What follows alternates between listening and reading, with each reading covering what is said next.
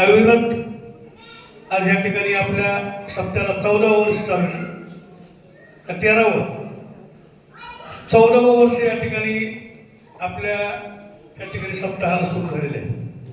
खरं तर हे रोपटं लावलं होतं चेअरमन आपायांनी आणि सौभाग्यवतीताई शिलाताई मधुकरराव लगट यांनी ह्या रोपट्याला सुरुवात केलेली आहे.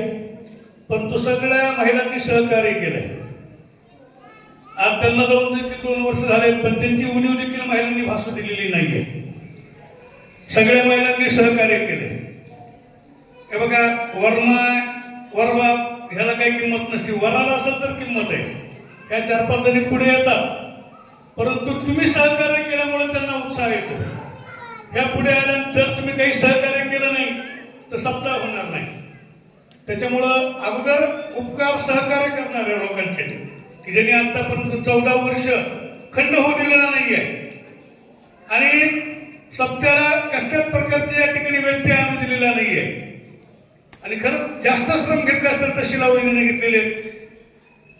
प्रकृतीची साथ नसताना अनेक ज्येष्ठ माणसाला त्यांनी बोलायचं की बाबा आपली तर सप्ताह आरंभ करायचा आहे, तुम्ही आम्हाला मदत करा, सगळ्यांना बोलायचं.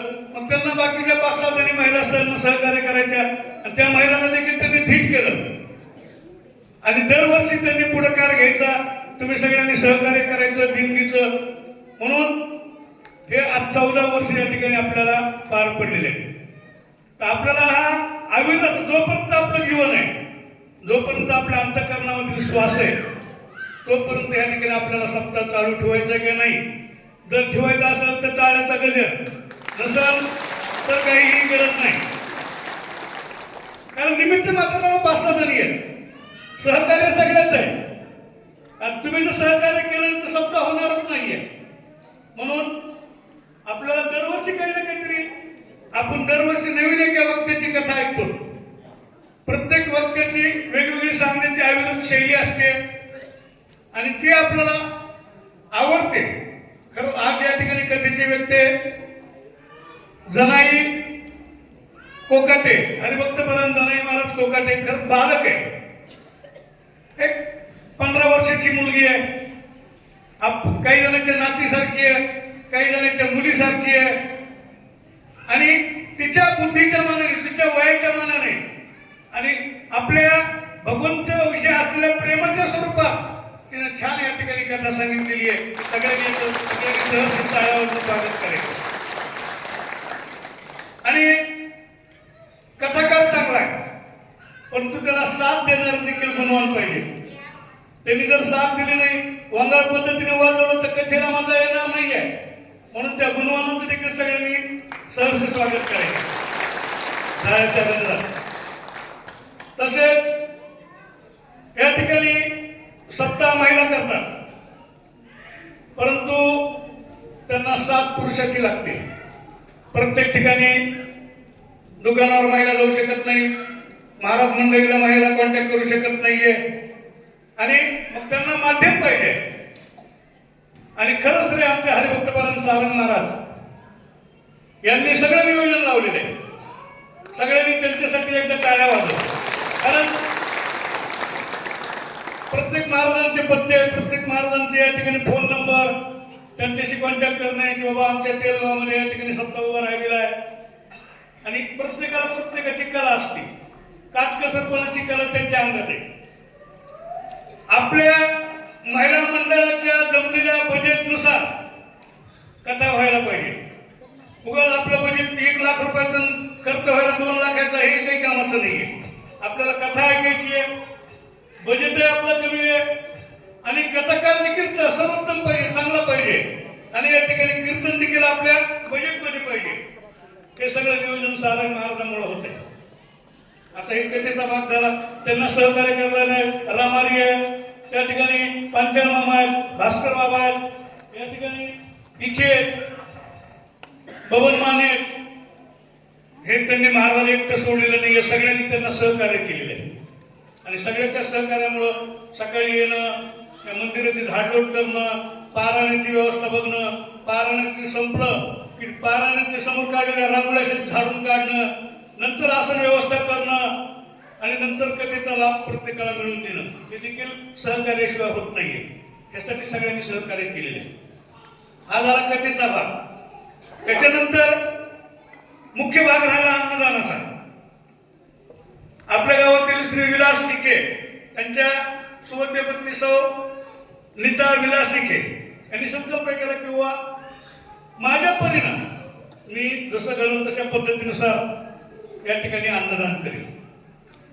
तसंच त्यांना सहकार्य काही तरुण मंडळी या ठिकाणी केलेलं आहे. एकटीवर भार नको म्हणून सगळ्यांनी मिळून या ठिकाणी उत्कृष्ट अन्नदानाची सेवा करायचं ठरवलेलं आहे. त्या सगळ्यासाठी एकदा जोरदार आहे. ते तरुण मंडळ आणि सभागृह नीता विलास निके यांनी सगळ्यांनी मिळून या ठिकाणी अन्नदानाची या ठिकाणी सेवा वगैरे केलेली आहे. आता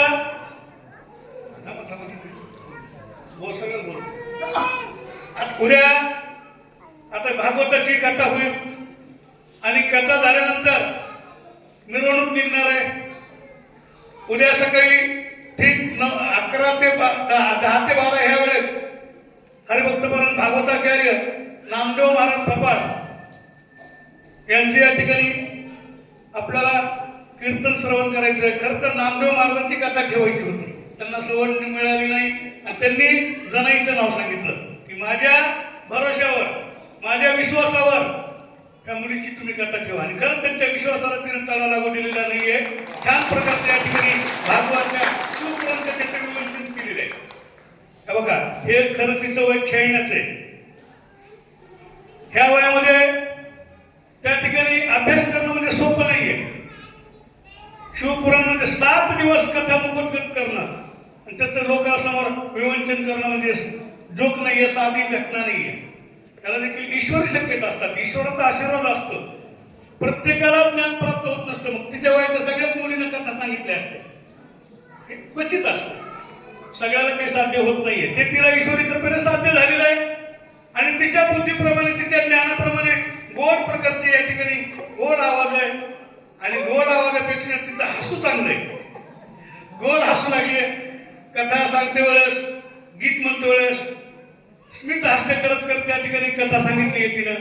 सगळ्याला सगळे वक्ता ते श्रोते या ठिकाणी परिपूर्ण या ठिकाणी झालेले आहेत.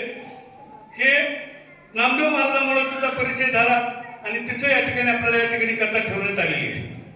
तर उद्या सकाळी ठीक 10 ते 12 हरिभक्तपरायण नामदेव महाराज पपार यांच्या कीर्तनाचा या ठिकाणी कार्यक्रम होईल. आता कथेच्या आजच्या यजमान पूजेसाठी या आणि काही देणगीदारांचे नावं जाहीर करायचे राहिले आहेत महाराष्ट्रात. हो सगळ्याचे.